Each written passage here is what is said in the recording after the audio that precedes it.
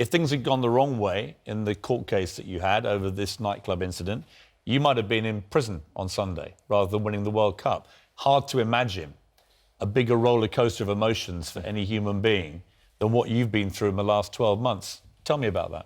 Yeah, it was. You know, coming back from all of that, you know, it was tough. You know, getting back into cricket obviously massively helped straight after that. But it was, you know, a very stressful time for me, you know, my wife, my family back home as well. So, and, you know, I had amazing people around me, my teammates, you know, friends, family.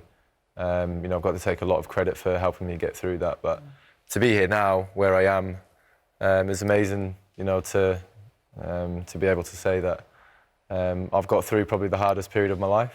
But, you know, didn't do it by myself.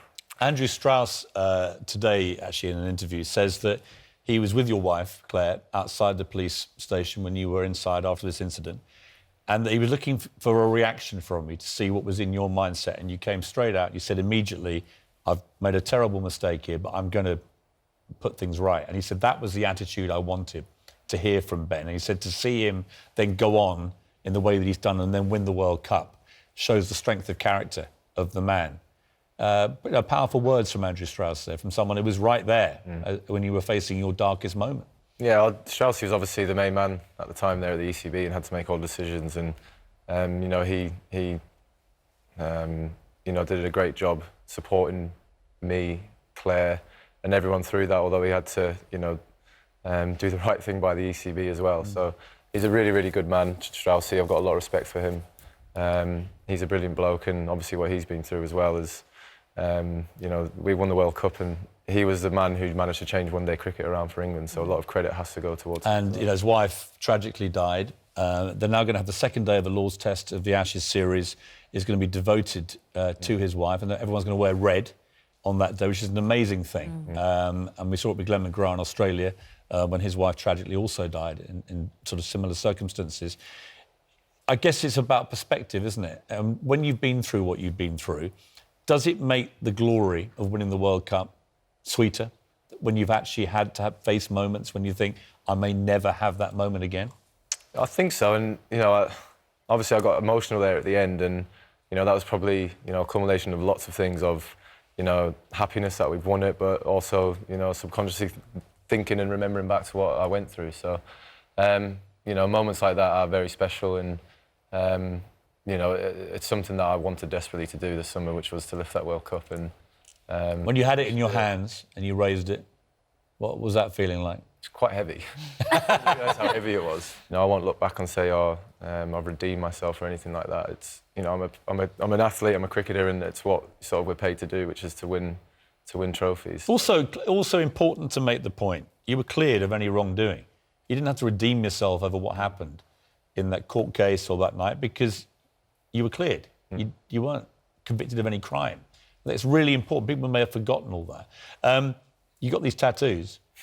They're meaningful, actually, aren't they, in context of what's happened? Tell us about these.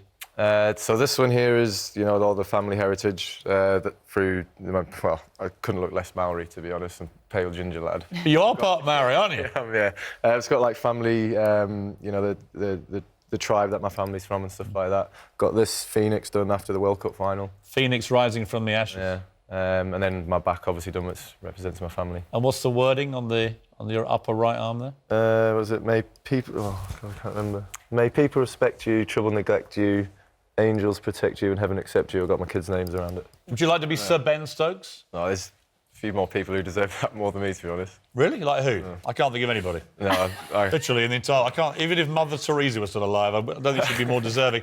Well, what we have done, though, you know, just in the meantime, as we wait for the inevitable honours to be lavished upon you, we have made you Lord Benjamin Stokes of the Principality of Sealand. This is an official title.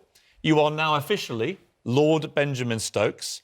It's been awarded this individual noble title from the royal family.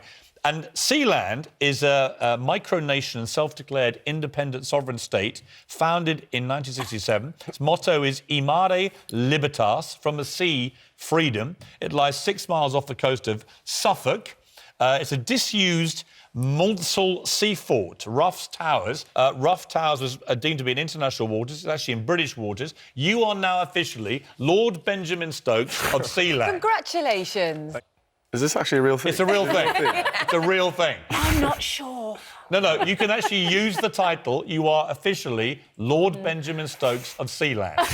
Now, how do you feel about that? Benjamin Andrew Stokes is all right, Lord Benjamin. Yeah. Do you think will you be going to Sealand much or not, now that we've made you the Lord of it? I mean, the Lord should turn up occasionally. There it is. I mean, look at it. It's fantastic. Get yourself some headed notepaper. If you ever want to get away from the media again, Ben, that's your place. Ben, can I ask you a question about... We spoke to your lovely mum and dad this week. Of course, they're both New Zealanders. They're both Kiwis. Dad talked, a little bit, denied he had divided loyalties, but clearly, something going on, a little bit of tension going on there. Where did your cricketing ability come from? Because your dad's a great sportsman, of course. But actually, the great cricketer in your family before you was... The mother. Yeah. Yeah, Dad always claims that he was, but deep down he knows he wasn't. It was Mum. Yeah. So your mum was a handy all-rounder, right? Yeah. She was indoor cricket was her thing. That's where she got it from, yeah. Dad was useless. We interviewed both your parents this week, and they obviously hugely proud, but they obviously had also been through a rough time with the downside, both professionally and personally. Fantastic for your family to be able to have this moment, isn't it? And to just be able to have a joyous thing to all celebrate. Yeah, I think as well, they obviously went through the whole, they rid the wave of me as well. Parents are always going to be there. They'll stick with you, through thick and thin. So for them to be able to have that moment, I guess, was, very special time for them. Yeah. It's a shame you're not able to be with them to celebrate. You're seeing them in a couple of months' time, though. Yeah, I think they're going to come to South Africa, but, I don't get to see them that often. No.